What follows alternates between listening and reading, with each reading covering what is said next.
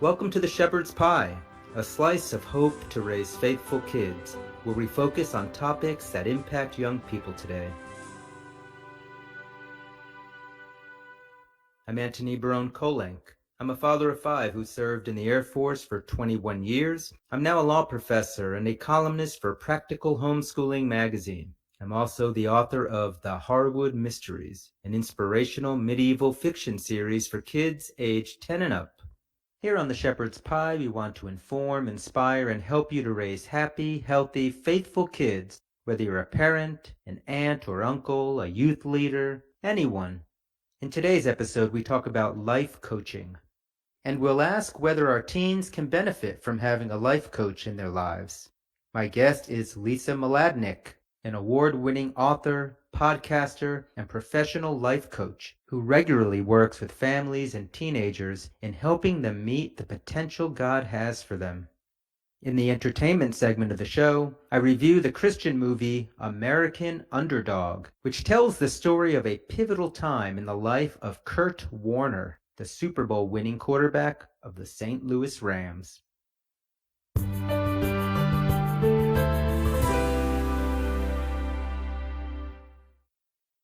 Nowadays, parents and teens alike are used to getting help and advice from a host of different professionals, whether they're therapists or social workers, spiritual directors, guidance counselors at school. But what about a life coach? When I think about a coach, I'm thinking about football and the Super Bowl, quarterbacks like Kurt Warner, whose life story is told in the movie American Underdog, which I'll be talking about in the entertainment segment. But what about our teenagers? Can they benefit from a life coach too? Over the years, I've watched my wife Elisa, I like to call a super mom. She's doubled as both a mom and also as a life coach for my children over the years. She's really helped them to explore who they are and how they can reach their potential.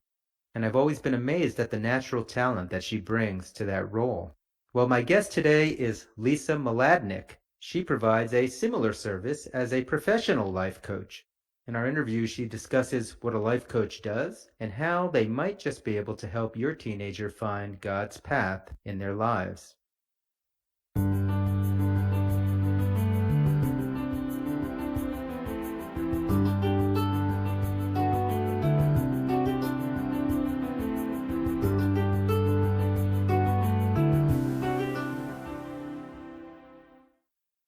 I'm here with Lisa Mladinich, a best-selling, award-winning author and a certified life coach and Clifton strengths coach. She's the host of Wonderfully Made, Your Talent, God's Purpose, which is an internet TV show about the intersection of faith and talent.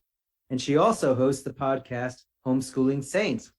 She's appeared on many broadcast media outlets such as EWTN, Sirius XM Radio, and Relevant Radio. Lisa, it is so nice to have you on the Shepherd's Pie today. Oh, thanks for having me. I'm excited. Yes, and I'm thrilled that I was able to be interviewed on your Homeschooling Saints podcast, which was a lot of fun. So now I get to return the favor. Actually, you're just giving me 2 favors, the way I see it. No, we had a lot of fun talking about your mystery novels, the Harwood Mysteries, which I'm really glad to be helping the homeschooling community to discover because they're fantastic. You yourself are an award-winning author and clearly do a lot in broadcasting. So maybe just tell us a little bit more. What kind of books are you writing? And tell us maybe a little bit about your broadcast shows. Well, I started out as a catechist workshop leader and did a couple of sort of magazine-style booklets for our Sunday Visitor years ago. And then I wrote a book in 2015 about authentic beauty and aging called True Radiance. And that did very, very well. On the heels of that, I wrote a book of Catholic prayers for school children and, for catechist programs. And I have been avoiding writing books ever since because it's extremely time-consuming. And I've been building my coaching practice and presence and doing, as you said, more media, just creating my own show and hosting the podcast for Homeschool Connections as well. Wonderful. And what's the focus of your Wonderfully Made show? Well, what I like to look at is the intersection of faith and talent. And for me, and I verified this with some experts, I've actually been really seeking out people much further down the path than I am in terms of understanding the Catholic understanding of the human person and the theology of the body.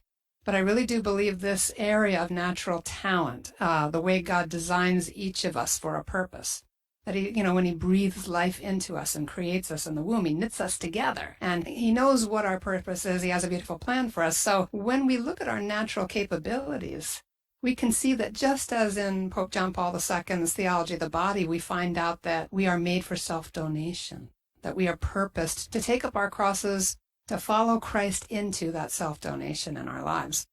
That is beautiful. In fact, I feel like I'm getting life coached right now by you, just giving some of the insights you have. And I'm assuming that some of what you're talking about is what led you to want to get into this idea of coaching, which I'm not that familiar with. So maybe tell us a little bit about what a life coach does or a strengths coach does and why you're doing it. Oh, yeah, absolutely. I'd like to start by saying that because I was writing and doing a lot of public speaking, I was often, speaking at events and then flying home afterwards, having received applause and sold books and had wonderful conversations with people at events and hugs and sometimes tears, that sharing heart connection that you can have as a speaker. But I was always troubled, and increasingly so on the plane rides home, thinking, I may never see any of them again until we meet again in heaven, and will what I did today have any kind of lasting impact? But still I had this hunger, and God satisfied it when he introduced me to coaching. And coaching is something that can make a lasting impact between one person and another, or between a coach and a group even. And basically the definition of coaching is that it's partnering with clients in a thought-provoking and creative process that inspires them to maximize their personal and professional potential. You're walking alongside somebody in their growth. And as a believer, of course, as a Catholic, to me it's discerning and discovering God's plan that's woven into us, which is what excited me about Clifton Strengths. Going from where you are now to where you want to be. And so depending on the type of coaching, it's basically a partnership between the coach and the client. The client takes the lead. It's always their agenda, their desire for growth. And the coach helps them in that exploratory, experimental space of finding the path and starting to learn from everything, not only create achievement, but also to celebrate those achievements. And hearing you talk about that, I'm thinking about parents and teachers, because when I think about youth, who is there to guide young people in their lives? Those are the people that come to my mind. Do you wind up working with young people as clients when you're doing your coaching also? Yes, I most certainly do. Because I work with a lot of adults who have children, I often end up working with their young adult or teen children. And I like to work with families too. I like to have everybody take my favorite assessment, which is Gallup's Clifton Strengths Assessment, which has really strong, really beautiful Christian roots, by the way. Clifton Strengths is solidly Christian. It honors our identity as emerging from our relationship with Christ. When parents start to see the benefits of coaching, I'm using this assessment so that they understand their own gifts and design. They're growing closer to God. They're finding unique pathways for meeting God in their own gifts, to pray in ways that are consistent with his design for them. And so that confidence and that love of God grows, and they start to see their children, young people, many of them are unsure of their identities, partly just because they're young, but also because of devices and indoctrination and cultural upheaval. A lot of young people today are extremely anxious about who they are. And also they don't have the confidence yet, most of them, to be sure that they're going to be able to make an impact or create a life that's meaningful to them. And so to be able to give this gift of coaching to teens and young adults often is transformational. They start to embrace their own potential, their excellence, their uniqueness, and they dump a lot of false shame. Things that maybe they were told within their family just mistakenly with the best possible intentions, that they had quirks, or there might have been something weird about them or something that needed fixing, when really it may be an indication of talent. Mature talent is seen to be virtuous, other-oriented, generous, well self-managed. It's really always about being other-oriented as well as excellent. So that's very Christian. That's very compatible with our Catholic understanding of maturity. When I hear you describing what you wind up doing with families in this, it makes me wonder, Heck, I've been in family counseling sessions, where you have social workers involved. Some people might think about spiritual direction when they see somebody who's coaching them in their spiritual life. Is this different than those types of counseling? That's a fantastic question. There are many different niches in coaching. There is actually spiritual coaching, and there is coaching for nutrition and relationships and all sorts of things. But the difference between coaching and, say, mentoring or therapy is that coaching is always forward-facing. It starts with self-awareness, which many of the saints said is the first step towards sanctification, that awareness that leads to greater humility and gratitude toward God. And so coaching starts with awareness and then faces forward into where the client wants to go. Whereas therapy, which is wonderful, have had plenty of it myself, is a healing profession and requires that you look backward. To look into the past, to open it up, to bring that healing and self-awareness so that the client can become stable and ready for growth. And then that growth and forward movement. Very often therapists will refer their clients into coaching, and many coaches are also therapists.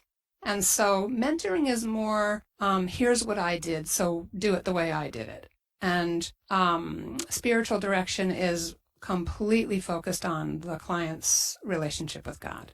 Whereas there's some overlap. If there were kind of a complex Venn diagram, you would see that in coaching, very often people do bring their spiritual lives, bring their desire for a little bit of how-to knowledge. And the coach, with permission, may sometimes provide that information, or maybe even share their own expertise. But the coaching itself is much more about exploration that helps them to solve their own problems creatively, to let go of any limiting mindsets, to become aware of them, notice them, break through them. And what typically happens is the client starts out with a very narrow view of their own possibilities, and the coaching opens things up so it becomes very expansive, creative, and much more confident. What should they expect, if you walk into a coaching session? What does that actually look like? I like to have my clients take the Clifton Strengths Assessment because that awareness piece is so important. It's a way to accelerate their own self-awareness. Once we've worked through in a few sessions, we'll go through do some exploratory and conversational work around the assessment, look at their report, and help them to do what Gallup calls naming and claiming. So they start to name their own capabilities, and that claiming part is a deeper, more heart-connected exploration of when have these things showed up in my life? What does that look like? When have I noticed that I'm in flow easily? When the joy just happens naturally and I forget about time, that sort of thing. You're standing in a natural talent when there's more ease. And so they start to notice that. And then as we're working through, we're also starting to identify personal goals. And once they understand how they're wired for excellence, they can start to be really intentional about then the third step. You go naming, claiming, the next part is aiming. So they start to use their talents as a lens for, okay, if I want to get from here to there, my coach and I are going to walk from here to where my goal is, my vision for whatever it is, choosing the right school for me, or discerning what program to go into, or whatever that might be. You could even use coaching as in the beginning stages of vocational discernment, no question. That's being done on college campuses at good Catholic schools. So what it is sort of defining the goal. It may be a short-term or long-term goal, but then saying, okay, so here are my gifts. Rather than get to that destination in the way everybody else gets there, what's the way that God designed me to be at my best to get there? And believe me, we all hit obstacles, we all hit struggles, and the person who's standing in their natural talents and understands them is healthier, happier, more resilient during that struggle, and better able to carry crosses. So this is not just about some false new agey, you're going to feel good all the time kind of a process.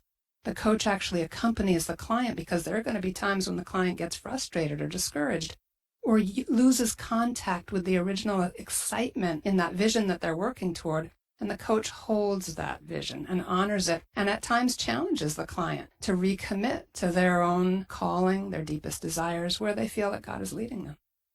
Two things are rattling through my head right now. One of them is, how young can a client be to go through a process like that? And is this the kind of thing that, parents should be going, well, is my kid one of these kids who needs coaching and needs to be a client? Or do all kids, should they all have coaches like this? And, where do you stand on all that?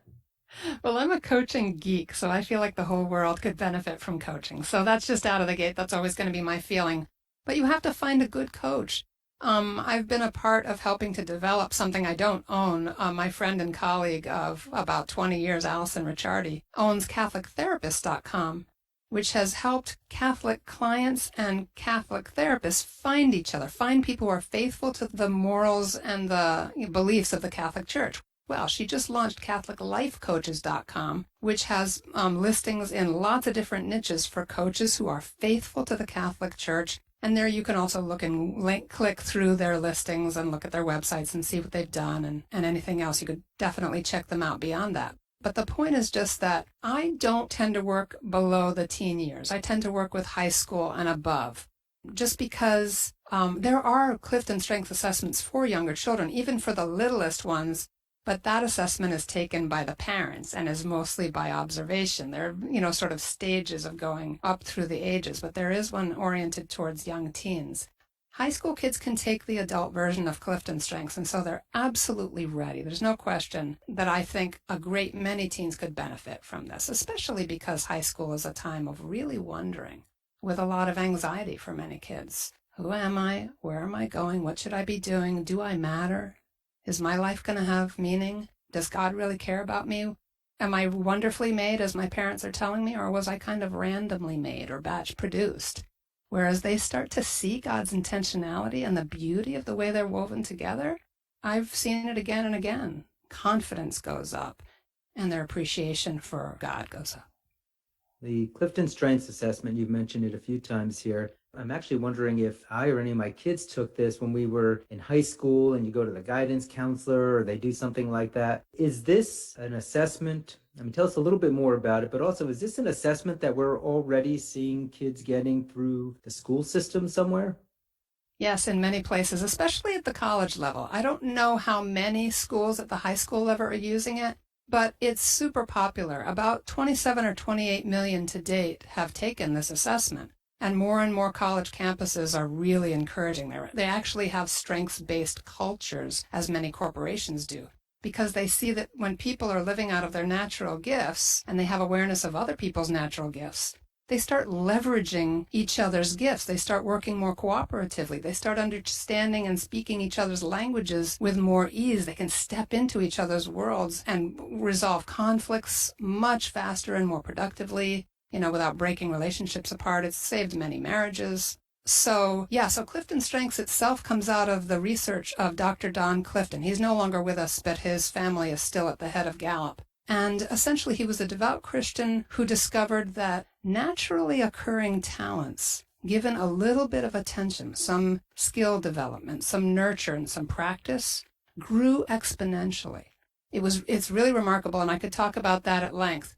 But then he spent the rest of his career studying natural talents and found thousands, which he grouped into 34 themes. So when you take the assessment, you decide which report you want. And of course, the bigger report costs a little more. But you basically get all 34 themes in order. And the top 5 you get really detailed, nuanced feedback on. One of the things that keeps me excited about this is, as many clients as I've gone through this assessment with, they may have the same, or similar talents to a certain degree, but the actual feedback is so different because each person is woven together differently, and this instrument is highly sensitive to the nuances of individuals. And that's part of what really dovetails with the Catholic understanding of our souls being unique and unrepeatable. It's really remarkable.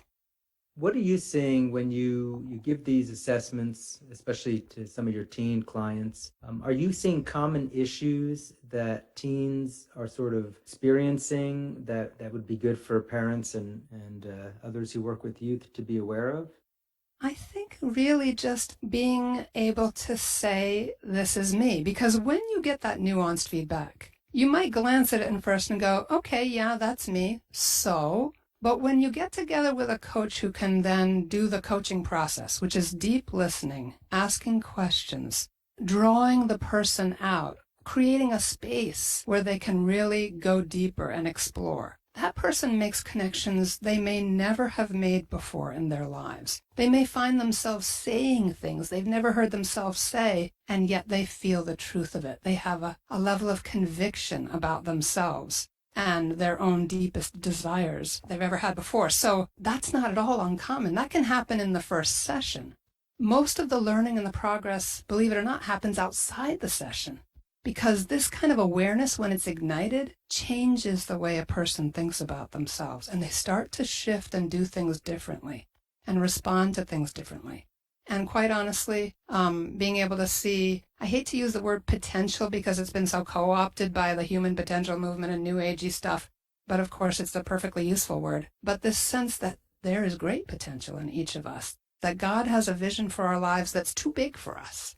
It's magnificently huge, and that means that he's calling us to hold his hand and walk toward that vision with him, because not only will he never leave our sides and will magnify our impact according to his divine will, but he will draw others to that same holy vision, so we will not walk that road alone. And as people start to move forward, and as young people start to grasp that their lives have just as much meaning and the adventure of their lives is before them, and they're starting to see the tracks they run well on, it really does open up their motivation, their sense of focus and agency. They just start to really believe. Any life coach can help the client identify goals and start to co-create a plan to achieve them. And different coaches will use different assessments. I happen to really love the Clifton Strengths Assessment for its incredible detail and nuance and its foundational roots in Christianity.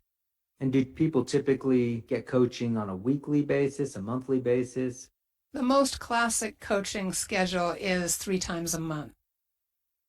Again, I keep going back in my mind and thinking about, especially I think about my wife, Lisa, and how she sort of does this parental coaching, if you will, with my kids over the years. And I know that you appreciate the role of parents in people's lives, and I can see that there's kind of a unique role for a life coach here. But what can parents do better in coaching their own kids? I mean, do you see the mistakes that parents are making when they're talking to these teens that are sort of coming up in your coaching? Yeah, they're no different from the mistakes that I've made as a parent, too. But if parents would listen more and ask more questions, simply giving people space to be listened to and to be fully present to them. We tend to be in teaching and mentoring mode. That's our job, right? We're parents. There's a lot we have to impart. Learning to not be on the defensive and to try to get to the bottom of things easily and without judgment can really open up pathways of communication, creating a safe place for our kids to talk to us and for them to be in the habit too.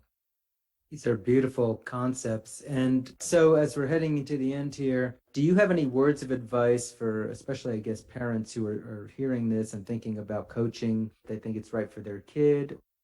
I would say don't push them into it. It may take a little bit of meeting with a coach, having an inquiry call together to see if the coach and the teen click with each other. You really want to make sure that you're not forcing something like this, because the client is the person who leads. It's their agenda, their desires, their goals. You want your child to really buy in. You want them to be on board with the process. It may take a little time for that to be comfortable for them. Some kids are self-aware and interested in more self-knowledge and jump right into coaching. They're quite enthusiastic. And a lot of coaches have little introductory videos and things like that on their websites. So you can sit with your child and look at some of those and say, well, what do you think of this person? You like kind of the cut of their jib, and get a sense of like how dedicated are they to working with young people and that sort of thing. And if people want to get a hold of you or even just learn more about you and even potentially subscribe to your shows and buy some of your books that are out there, where can they go? I'm on Facebook, but I primarily do business at my website. I'm also listed at CatholicLifeCoaches.com. But just so you don't have to spell Maladnik, which is a bit of a bear, honestly, you can just go to wonderfullymade139.com, or you can email me at lisa@wonderfullymade139.com. Wonderful. And thank you, Lisa, for being on the show today. I really appreciate learning about this and you giving of your time today. Oh, it's my pleasure. Thanks for having me on, Tony.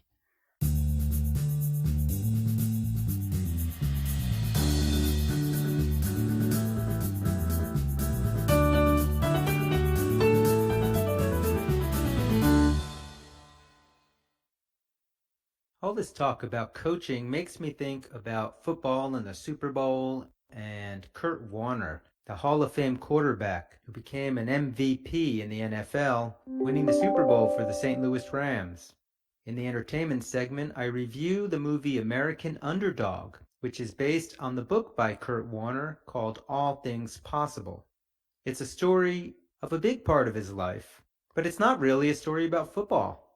I would highly recommend it for teenagers, especially high schoolers. It is well written, beautifully filmed.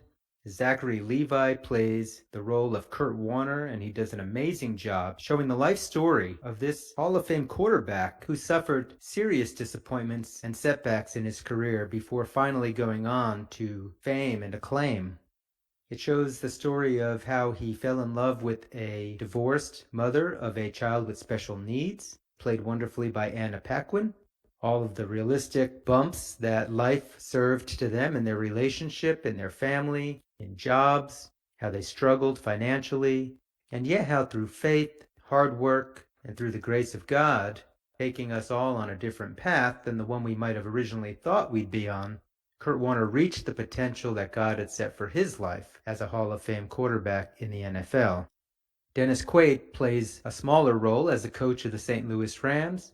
And as our guest talked about today, not only did Dennis Quaid coach Kurt Warner into becoming the football player he needed to be, but Kurt Warner's wife and other key figures in his life coached him throughout his life to become the man that God wanted him to be. The movie is very well done. There are a few adult situations, especially involving his relationship with his wife and the family, that might make it more appropriate for kids who are teenagers as opposed to little kids. But there's really nothing offensive in this movie. For anyone who wants a feel-good story about how God can take things in our lives and lead us on different paths to eventually reach our potential, this is definitely the movie for you and your family. So I highly recommend American Underdog.